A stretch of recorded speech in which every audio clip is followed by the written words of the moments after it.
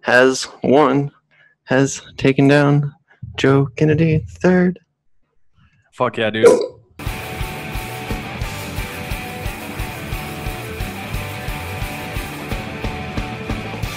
Anyway, I think this is a huge deal. I mean, Ed Markey, like I said, is one of the only senators that's actually one of the only establishment Democrats, as you could say, that's actually, along with maybe Barbara Lee, actually acknowledges and is ceding ground and power to the ideas, the philosophy of the left, newer flank of Democrats that's come to Washington, come to take back the Democratic Party for the people, and that isn't here to deal with corporate nonsense. Ed Markey is not someone who's, in name sponsored Green New Deal or just pretended to be in favor of it to win cred with the left. He's actually someone that, introduced the bill with AOC, has been advocating for it, as well as Medicare for All. He's someone that is a proud progressive, identifies as a progressive, identifies with the actual left of his party, unlike the leaders of the Democrats, which identify with Republicans and moderates in the suburbs and boomers. Ed Markey is, an unabashedly embraced leftism recently. And yeah, he has made some unfortunate, problematic votes. He voted for the Iraq War. But unlike a lot of people, he's actually changed, and he actually understands that, his thinking has evolved with the times, honestly. And, that's what we have to ask of our elected officials right now. And, Ed Markey had been challenged by some Justice Democrat that was, really outflanking him on the left. If he was challenged by like a Ilhan Omar or something that was, taking problem with some of his votes, that would be one thing. However, Joe Kennedy III does not represent that whatsoever. He represents a Nancy Pelosi-backed attempt to remove, basically, who is at this point one of the only three senators that could even be remotely considered progressive. Yeah, and I think he's definitely the second most progressive senator after Bernie Sanders, and I do think that it's a unique position because he's such an older senator, whereas his ideas are less antiquated than this like young gun that the Democratic Party is supposed to be. It's like pushing because of his family name and his legacy. So obviously, it's tremendously important to the fact that election was won, and I think that it was hard fought and deserved. I think that. It's pretty exciting. I think it also plays well to serve to that point that you made. I don't know if you made this on air when we were talking after the People's Convention or if this was just an aside that you made to me, but you pointed out that, it would be fucking pretty terrible if the first establishment senator that got behind the Green New Deal and got behind Alexandria Ocasio-Cortez, that wasn't Bernie Sanders, ate shit when the establishment came after him, and they came after him really hard. They came after him with the Kennedy. And it looks like, he was able to win decided. It looked really close based off of how it was trickling in first, and then bam, they called it for Markey. A Kennedy and a Pelosi. Let's remember that Speaker Pelosi herself decided to wade into this battle, apparently not having to do anything with policy, but just because she was so incensed that Markey dared to besmirch the Kennedy name in his ads, kind of turning the Kennedy, ask what your country can do for you or whatever. He turned it around in his head and kind of basically made the point that the Kennedys are basically just a bunch of rich kids that are propping up their kids to try to get into office and try to become president. Pelosi apparently had a problem with that because she's a big fan of political dynasties. And, she's someone that has benefited her entire life from corruption and, from the neoliberal tendencies that both her and Joe Kennedy represent. So not only is this big because it's a defeat of the Kennedys, but it's also huge because it's a defeat of Pelosi. It's a huge sign that, Pelosi's endorsement actually may have hurt Joe Kennedy, and that's what's hilarious. And she even said that Joe Kennedy didn't ask for my endorsement. Well, maybe there's a reason he didn't ask for your endorsement, because on the day that you did endorse him, Ed Markey saw his absolute peak of fundraising. People were like, oh shit, let's go help the homie Ed. Because no one wants to see, it's so obvious when Pelosi endorses someone what the message she's sending is. And Ed Markey's, like we've said, not even, a true, extreme radical leftist. He's not at all. He's just happens to be one of the few senators that is at least, considering progressive ideas. And that's too much for Pelosi. That's too much for the establishment Democrats. Even being nominally in favor of these issues is far too much for the Nancy Pelosi's of the world, who want to, stomp out this movement at all costs and uphold the corporate supremacy, frankly, which she has ushered in and which continually benefits her and her party, which only basically exists to fundraise. Basically, we've all seen the, I don't know if you've seen the picture of her, wearing pearls, when she's all young and she's taking a picture next to JFK, and it all shows that this is kind of like a posh, kind of opulent hierarchy. Okay, now I'm, my rule in the aristocracy is, the opposition leader for the, whatever. But in reality, it all goes back to that same sort of like lineage of dynasty politics that Americans have resoundingly rejected over and over again for the entirety of the 21st century. We rejected I shouldn't say for the entirety of the 21st century. After George Bush, it's been resoundingly rejected, right? People didn't want to see Jeb Bush. People don't want to see Hillary Clinton. Yeah. People are ready for something new. I think I think that to your point, like Nancy Pelosi's endorsement only serves to hurt Joe Kennedy because it only rallies the progressives around Ed Markey in a way that they wouldn't have otherwise. Yeah, and I mean, it's just insane how where we are now, where Nancy Pelosi is so off base with the actual youth of the future of her own party. And it's hilarious that the Democrats pretend that she's some inspirational figure for women or for the left or for people that hold progressive values, because in reality, similarly to Obama, it seems like the only time she actually does anything or asserts herself into things is to stop movements, to try to crush progressive insurgency and momentum.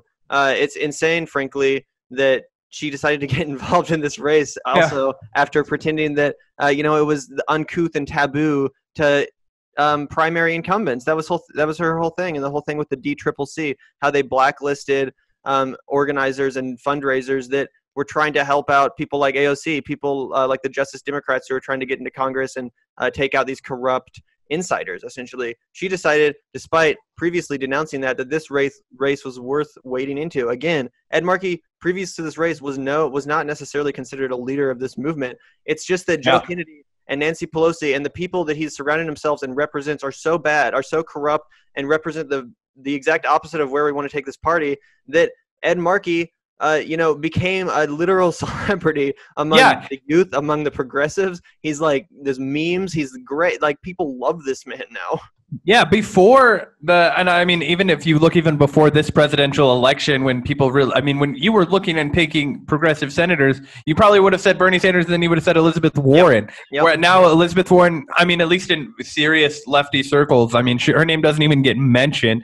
And then you look at a guy named Ed Markey, and you're like, okay, admittedly, like somebody like me looks at it, and I'm a little suspecting, but I also understand the political importance of getting somebody who has a lifelong. Obviously he hasn't been in the Senate for so long, but he did represent Massachusetts in Congress for a really long time. Yes. And he has this rapport and this base, and people trust that he's a real politician who's not going to be throwing any kind of crazy ideas out. Right? He's earned his political reputation, and I think it's really important for him to go to bat for people like AOC on things like the Green New Deal. And so I think that this is a win. Yes. For the left. It just, for me, it sucks that it's like the left is always trying to win the war within itself. Like, we don't get to ever celebrate the fucking win of so. Yeah, that's unfortunately because our party leadership is not actually of the left.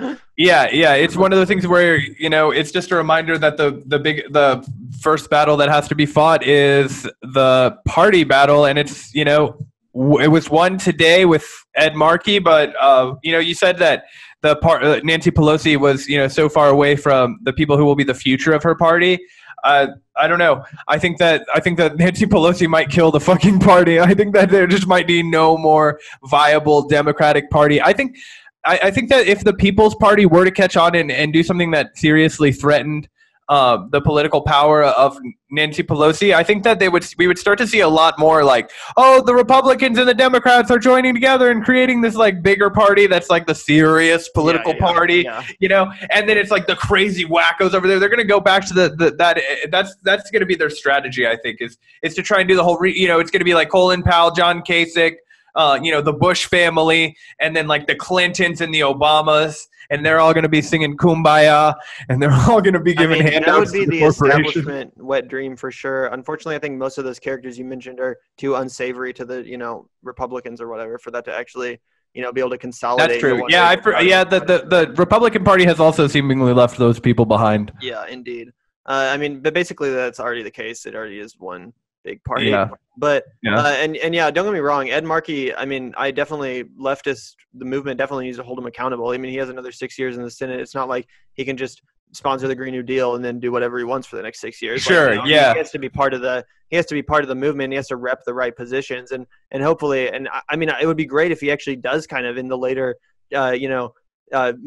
phase of his life, if he were to kind of transition into a more Bernie Sanders-esque, independent-minded, socialist-minded senator, if he really continues down this path of leftism, that could be huge for the movement. And I mean, he's really has uniquely reached a coalition of leftists. He's also famously friends with Elizabeth Warren. There's a ton of great photos of them, like palling around at lunch and hanging out in Washington and stuff. This is not he's someone that really does uniquely appeal to the real radical left, like the Bernie and beyond. People love him, but so do the Warren people. He really is he kind of can bridge that ideological gap for whatever that gap may be, and which is even more insane that someone like Pelosi tried to stamp him out. It's like, this should be someone you're fucking running for president. He's the perfect olive branch president. You know what I mean? Like, think about it. And this is, because you look at it and you say, okay, here's somebody that I actually think could be pushed to the left, but needs to be pushed there. You know what I mean?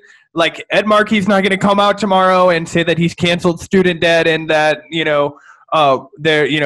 everybody's going to have free housing and there's going to be people on your corporate board that are representing the work. Like, he's not that guy. But Ed Markey is the kind of guy that you could push to get behind like massive police reform, I feel like. Or he's the kind of guy that you could push to, get some change going from the White House. And he's not running for the president. But I'm just saying, as a hypothetical olive branch kind of a guy, he's the kind of guy that could have been moved on like national security, surveillance type.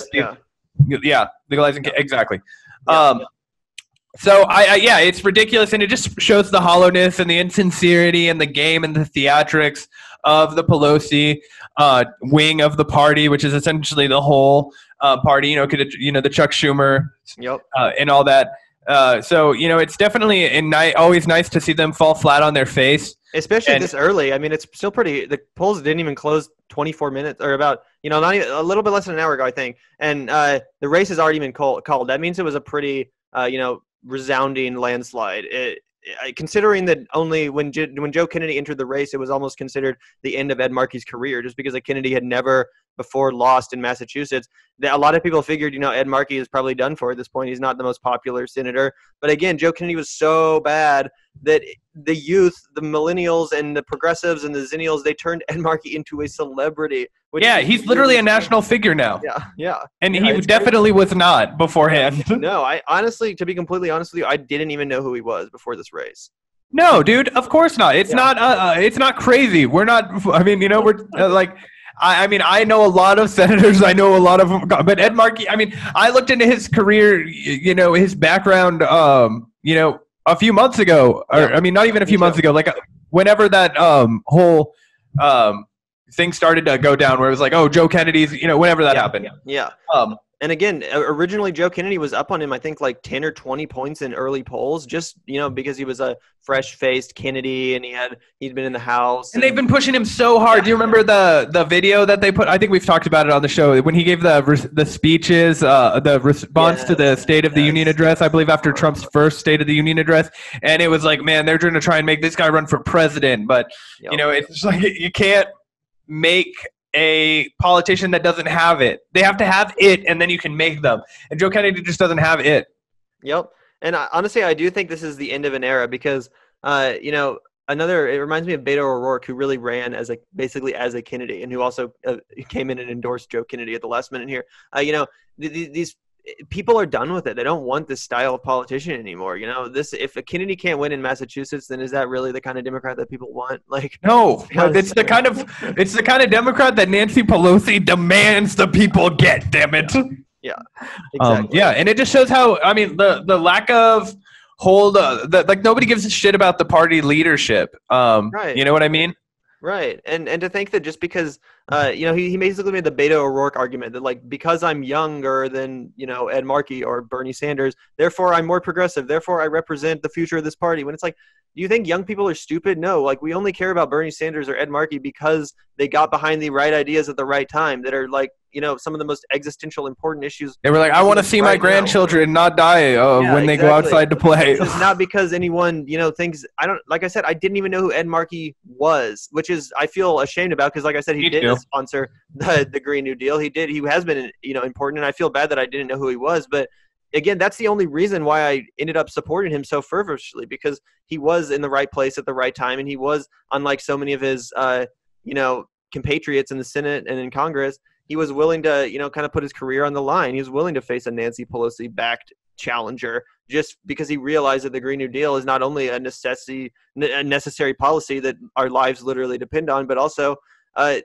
he's not arrogant enough to think that he knows better than young people what they need for their future. Like, that's such another thing about this. It's like the Green New Deal and what AOC represents when she reps those ideologies. It's like the fact that people like Nancy Pelosi, octogenarian politicians, the fact that they wag their finger and act like they know what's best for the younger generations is insane, because they're not even going to be alive in 20 years. And I think that's what makes Markey so respectable. It's that it is the twilight of his career. He's been a decent senator and representative of his life. He was a good, perfectly fine, adequate senator, but it's now in his twilight of his career, not when that he's, really making a stand for these things and really, catching up to the times and realize. And I think that's literally the model we should push. It's not like all these establishment Democrats, even Joe Biden, they're not irredeemable. It's not that they can't evolve. They could. All they need to do is catch up to the times and, have a recalculation of their policy. We live in a different era. It's not 1970 anymore. Like, come on.